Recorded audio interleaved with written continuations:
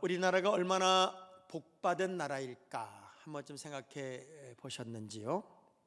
서울은 북위 37도에 있습니다. 북위 37도인 우리나라가 똑같은 북위 37도의 그리스 아테네는 현재 영상 18도를 달리고 있고, 미국 샌프란시스코도 영상을 가고 있는데 우리나라는 영하 15도를 며칠째 내달리고 있습니다.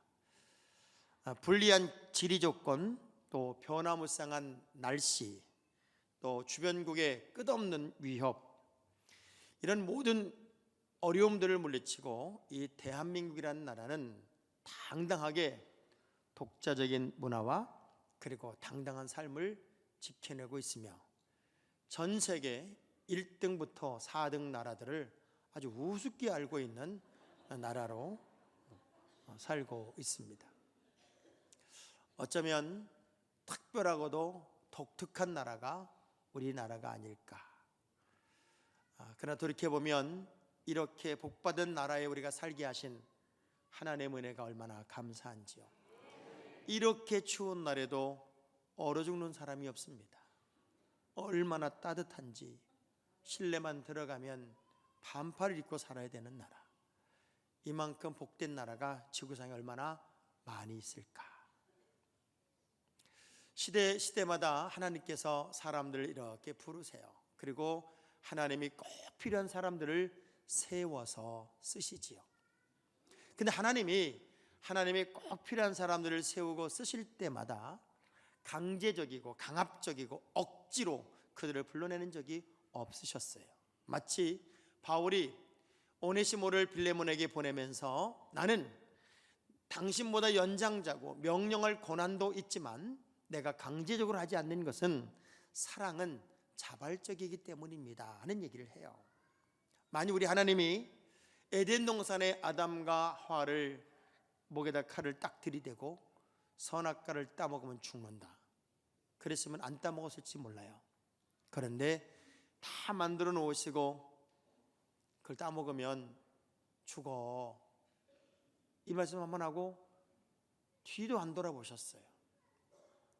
모든 사랑은 자발적일 때 가장 에너지가 있고 힘이 있기 때문에 하나님도 사람을 부르실 때 어떻게 부르나 봤더니 모세를 찾아가서는 설득하시고 대화를 나누시고 또 안 한다는 것을 또 하라고 때는 혼을 내기도 하고, 기도원을 찾아가서는 하나님의 자존심을 다 내려놓고 증거를 보여주고 또 증표를 보여주고, 또 12제자를 직접 우리 예수님은 일일이 다가가셔서 하나하나 사실은 자존심도 내려놓고 그들을 불러내시고, 다윗을 위해서는 사무엘 선지자를 불러서 하나님의 기준에 따라 다윗을 세우시기까지, 하나님이 세우는 모든 과정을 보면은 하나님의 기준이 분명했는데 그 기준 중에 가장 컸던 기준이 뭐냐면 의인을 선택하시더라고요. 의인의 기준이 예수 그리스도를 믿는 사람이었는데 하나님이 그 의인을 이렇게 불러서 세우는데, 시대를 이렇게 지나가다 보면 아브라함은 세워지는 사람, 롯은 버려지는 사람, 야곱은 세워지는 인생, 에서는 버려지는 인생, 요셉은 세워지는 인생, 그의 형제들은 버려지는 인생, 사무엘은 세워지는 인생, 엘리 제사장은 버려지는 인생.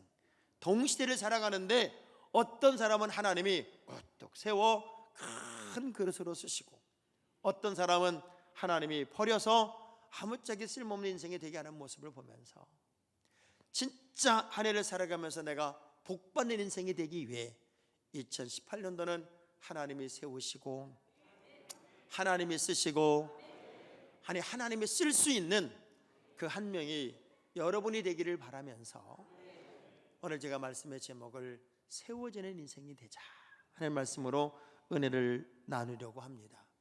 버림받는다는 게 어떤 고통이고 어떤 슬픔인가 봤더니 마태복음 25장 30절입니다. 함께 볼게요. 이 무익한 종을 바깥 어두운 데로 내쫓으라. 거기서 슬피 울며 이를 갈리라 하니라. 자, 버려지고 쫓겨나는 인생은 슬피 울고 이를 갈 수밖에 없는 인생이 되고, 또 누가복음 13장 28절의 말씀을 보더라도요, 너희가 아브라함과 이삭과 야곱과 모든 선지자는 하나님 나라에 있고 오직 너희는 밖에 쫓겨난 것을 볼 때에 거기서 슬피 울며 이를 동일한 갈리라. 이야기가 나와요. 쫓겨나면, 버려지면 이를 갈고 슬피 우는 인생이 되더라는 거예요.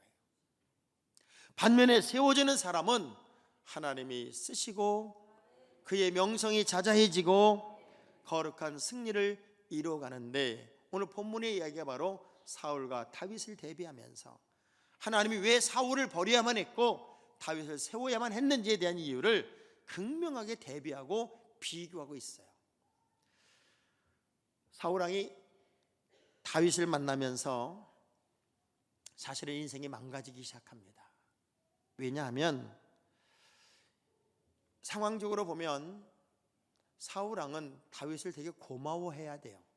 그리고 귀하게 여겨야 돼요. 왜냐하면 나라가 풍전등화와 같은 위기에 봉착했을 때 왕도 해답이 없고 군인들도 해답이 없고 어떤 방법도 방향도 찾을 수 없을 때 이 민족 하나 구하겠다고 생명 걸고 나가서 민족을 구원해내는 그야말로 영웅 중의 영웅이 다윗이란 말이에요. 그런데 뭔가 큰 일을 해냈다고 하는 것은 나이볼에게는 상처가 됐나 봐요. 다윗이 딱 들어오는데 백성들이 가만히 있었어야 되는데 뭐라고 막 환호를 했냐면, 다윗이 죽인 자는 만만이고 사울이 죽인 자는 천천이란 이 말에 이 사울왕이 확 돌아버리기 시작하면서 끝없는 미움의 화신이 되어서 다윗을 쫓아다니고 다윗을 죽이려고 하다가 결국은 자기가 죽고 말더라고요.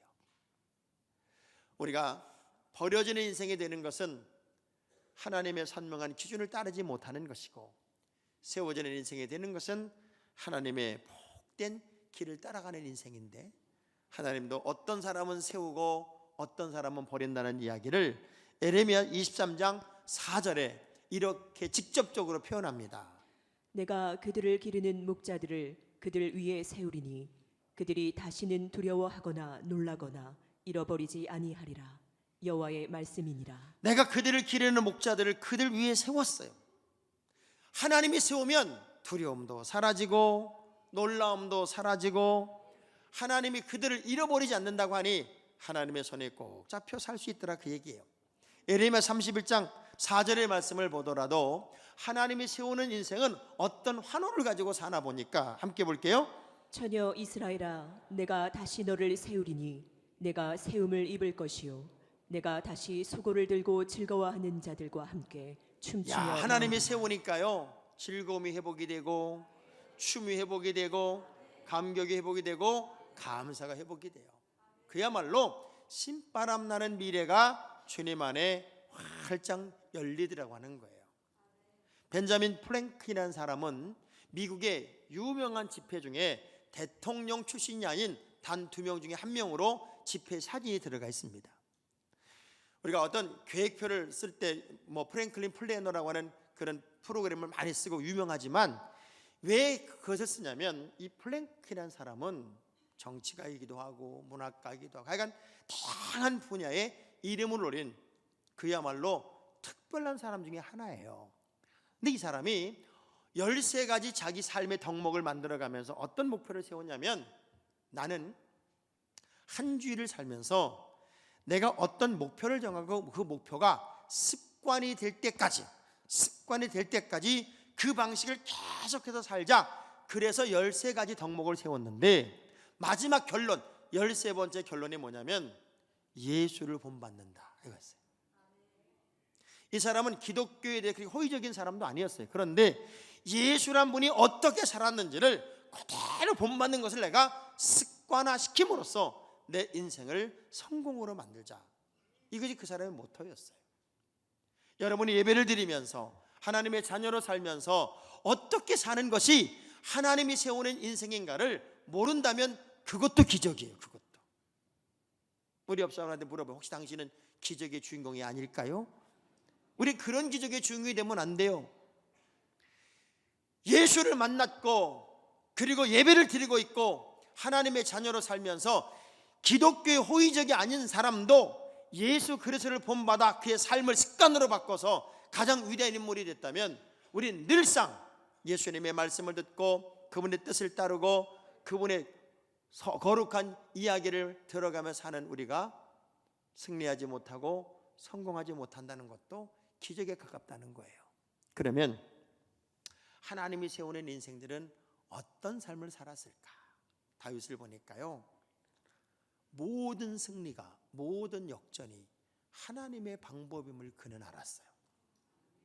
따라합시다. 하나님의 방법을 알아야 한다. 지금 베트남이 난리가 났습니다. 뭐 때문에? 축구 때문에. 어떻게 어려운 걸 잘 아세요? 그 정점에는 누가 있냐면 박항서라고 하는 감독님이 계세요. 그분은 참 믿음이 좋지요. 그래서 항상 기도해요. 근데 기도하다가 잠깐 졸았나 봐. 그것 때문에 또 난리가 났었어요. 감독이 졸았다고.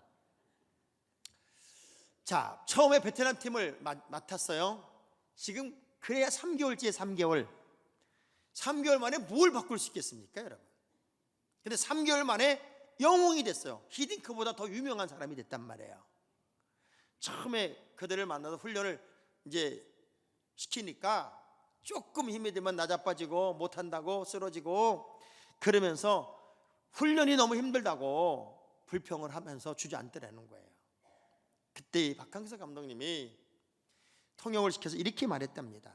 지금 너희들이 신고 있는 신발, 그리고 양말, 유니폼, 그리고 공, 이 운동장 어느 것 하나도 국민들의 피와 땀으로 만들어진 게 아닌 게 하나도 없다. 너희들이 편하고 그리고 편리하고 쉬운 것만 하려고 국가대표가 됐다면 그만두자. 나도 한국으로 돌아가겠다. 너희들보다 약한 나라가 있냐? 지금 너희 나라보다 축구를 못하는 나라가 있냐고. 너희들을 믿고 오시고 뭐고 다 해준 국민들의 피와 땀을 조금이라도 보상하는 방법은 훈련밖에 없다. 그랬더니요, 선수들이 눈물 콧물 흘려가면서 열심히 운동을 하더랍니다. 그 3개월의 결과물이 오늘이라는 거예요. 박항서 감독은 짧은 시간이지만 저 베트남 축구 국가대표 선수들을 움직이는 방법을 알았어. 여러분은 도대체 뭘 알고 사는 거예요? 인생의 모든 승리가, 모든 역전이 하나님 안에 있다는 사실만 알아도 우린 다윗처럼 간단 말이에요. 다윗이 뭐라고 그래요? 사무엘상 17장 47절에 골리앗 앞에 서서 하는 이야기 좀 봐봐요. 또 여호와의 구원하심이 칼과 창에 있지 아니함을 이 무리에게 알게 하리라. 전쟁은 여호와께 속한 것인즉 그가 너희를 우리 손에 넘기시리라. 모두가 두려움에 떨고 더 이상의 희망이 없다고 말하는 그때, 그 싸움의 한복판에서 자신만만하게 하는 얘기가 뭐예요? 하나님만이 방법이다. 다른 어떤 방법은 없어. 하나님만이 방법이고 하나님만이 승리고 하나님만이 기적이야. 여러분, 잔머리만 안 굴려도 우리 하나님이 여러분에게 엄청난 은혜를 줄걸요. 탈무드에 보면은 그런 이야기가 있습니다.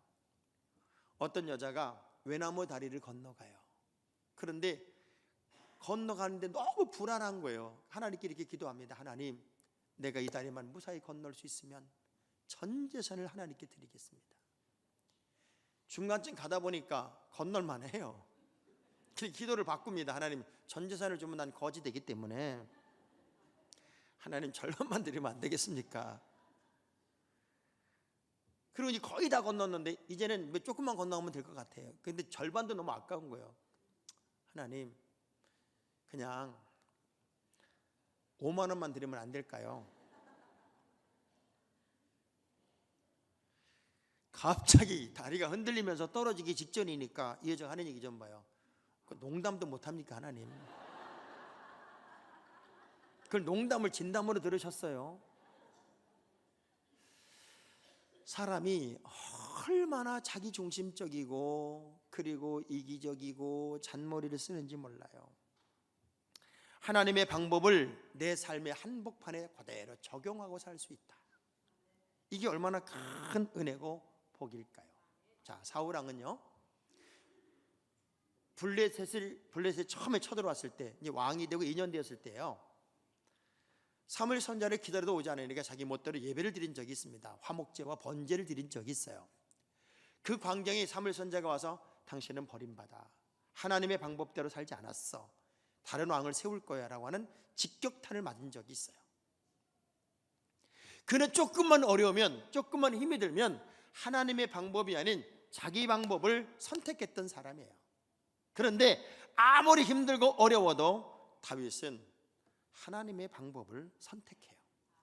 그리고 모든 승리에는 하나님의 승리만이 진정한 승리임을 고백하고 있더란 말이에요. 세워지는 사람의 특성이 뭔가 봤더니 하나님의 방법을 알아요. 그리고 하나님의 뜻과 섭리를 정확하게 아는 거죠. 그리고 정말 중요한 것, 사람을 멋지게 넘습니다. 사울왕이 얼마나 죽이려고 합니까? 말도 못하게 고통을 줘요. 누군가가 여러분을 딱 잡고 그냥 끝없이 파괴하려고 하고 고통을 준다 할지라도 하나님은 파괴자를 세우는 게 아니라 당하는 자를 세우시더란 말이에요. 그래서 제가 여러분에게 부탁합니다. 비난을 넘을 수 있는 내공이 필요합니다. 말 한마디에 걸리고 상황 하나에 걸리고 불평에 걸리고 사람의 시선에 걸리고 그 어떻게 불편해서 살아요? 목사님, 나는 저 사람이 나한테 이렇게 말을 해가지고요, 이제 그만해도 되지 않아요? 그 정도는? 말 한마디에 걸리고 표정 하나에 걸리고 상황마다 걸리고 그거 어떻게 살아요? 어느 분이 시를 하나 썼는데 너무 멋진 시더라고요. 20에 세상을 바꾸겠다고 도를 들었고, 30에는 아내를 바꾸겠다고 눈초리를 들었고, 40에는 아이들을 바꾸겠다고 회초리를 들었는데, 50이 되니 바뀌어야 할 것은 바로 나임을 깨닫고 들었던 것들을 다 내려놓았습니다. 자, 따라합시다. 나도 내려놓겠습니다. 사울은 미움의 화신으로 미쳐버리기 시작합니다. 세워지는 사람과 버려지는 사람의 차이가 여기에 있었어요. 왜냐하면 요한복음 13장 35절의 말씀을 보면 너희가 서로 사랑하면 이로써 모든 사람이 너희가 내 제자인 줄 알 거다. 가장 센 기초가 뭐냐면, 크리스찬의 센 기초가 뭐냐면 서로 사랑입니다. 이 센 기초를 이 사울왕은 하나님이 세운 왕임에도 불구하고 잊고 있었어요. 이건 미움이 극에 달하니까, 사실 다윗은요, 자기 사위야 사위, 자기에게 혁혁한 공도 세웠고 나라를 구원한 사람이에요.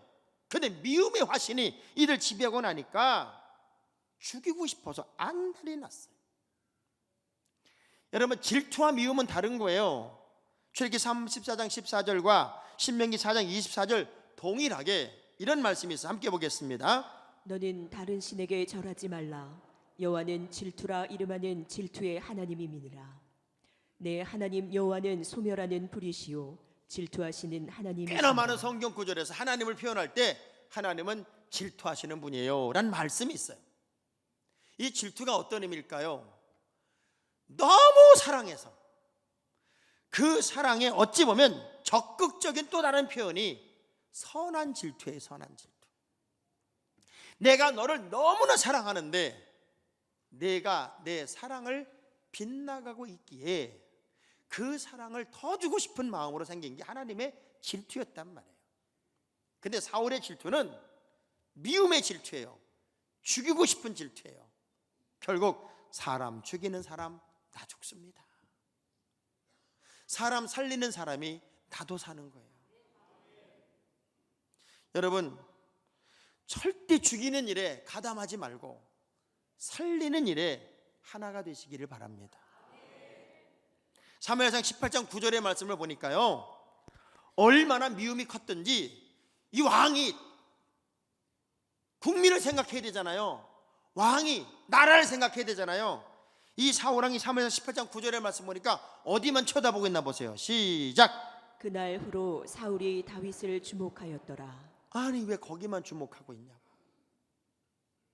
한 나라의 왕이 국민을 생각하고 나라를 생각해야지 왜 저 다윗만 주목하고 저거 뭐 하나 보자, 거기만 주목하고 있으니 그 미움을 떨쳐버릴 수가 없어. 떨쳐버릴 수가.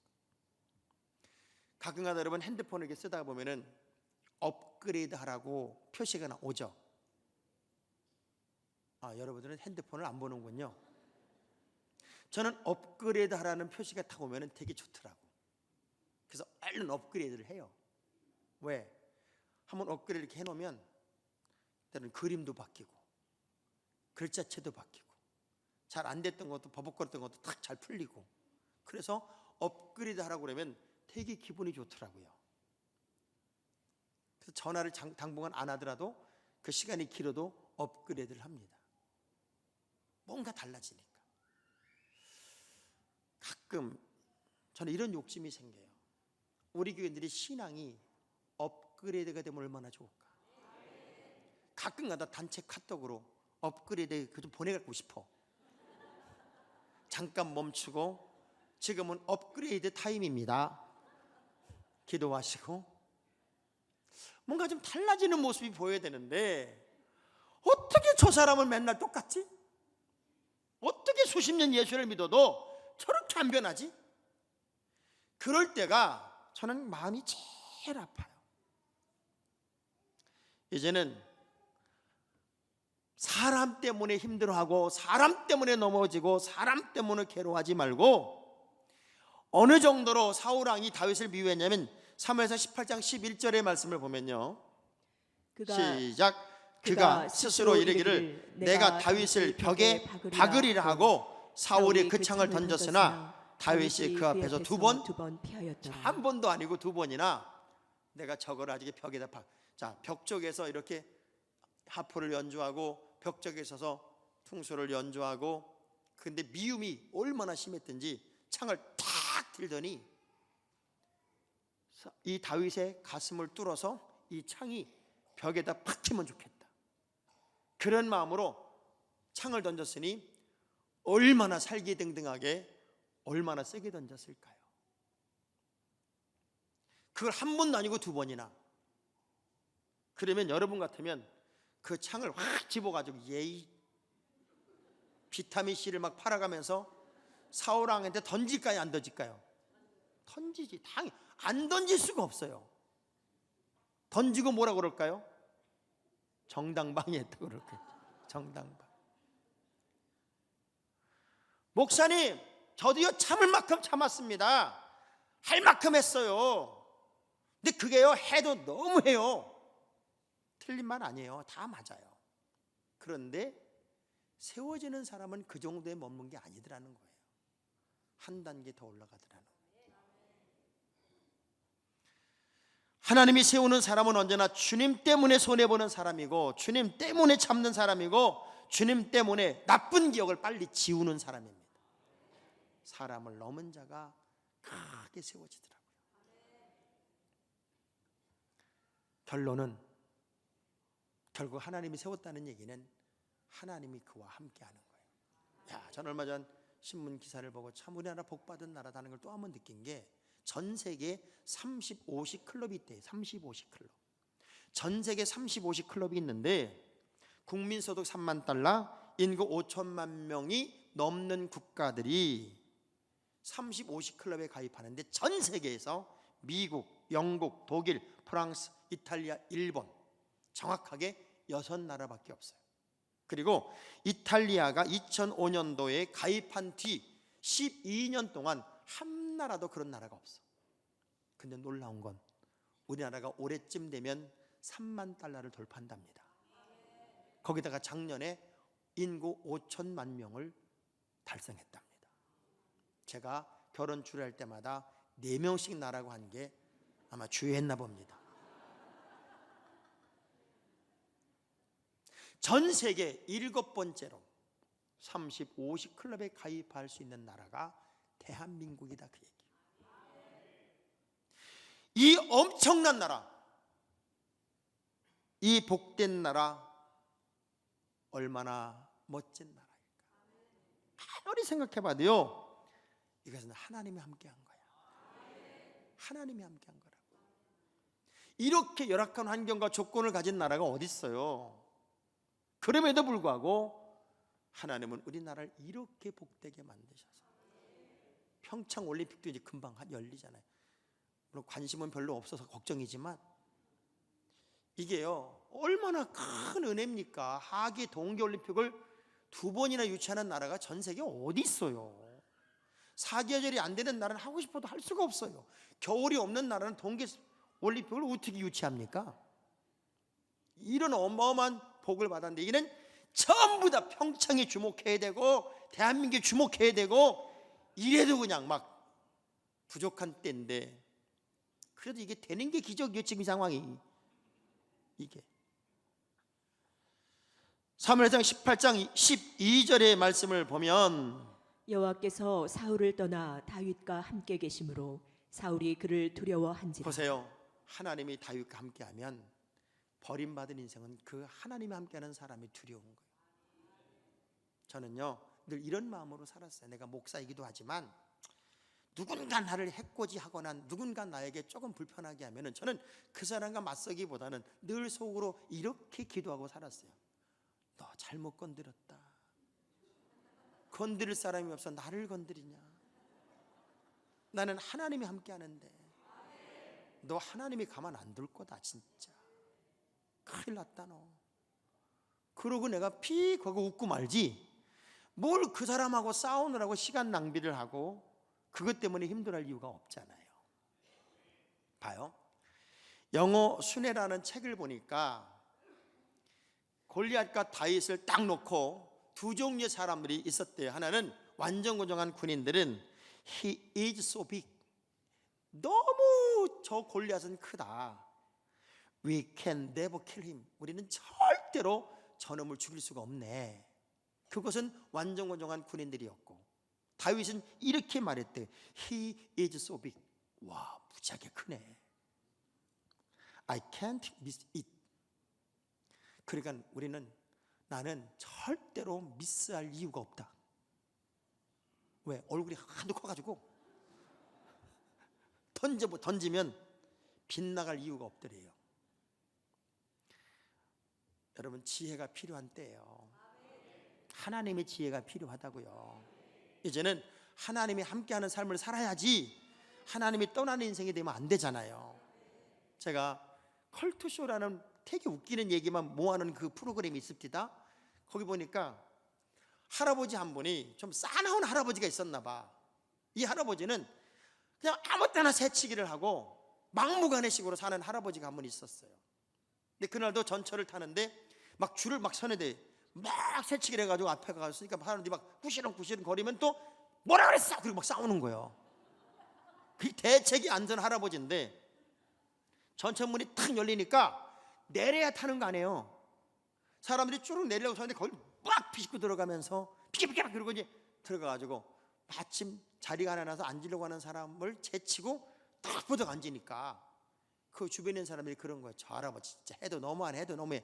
근데 또 보청기 껴가지고 귀도 밝아가지고 그 소리를 듣고서는 또 막 야단을 하더라는 거예요. 욕을 하고 막 야단하는데 마침 그 할아버지 옆에 앉은 사람이 100세쯤 되어 보이는 할아버지가 앉았더래. 그냥 그 할아버지가 소리 버럭부지르는 할아버지 손을 꼭 잡고 한 30살은 차이 나는 할아버지를 손을 꼭 잡고 이렇게 얘기하더래. 임자, 이 다음에 황천길 갈 때도 나보다 훨씬 추월해서 앞서가. 그리고 새치기에서 나보다 앞서가. 이 자식아, 그러더래요. 그거 한마디로 그냥 정리가 쫙 돼버렸대. 여러분 새치기 함부로 하지 마세요.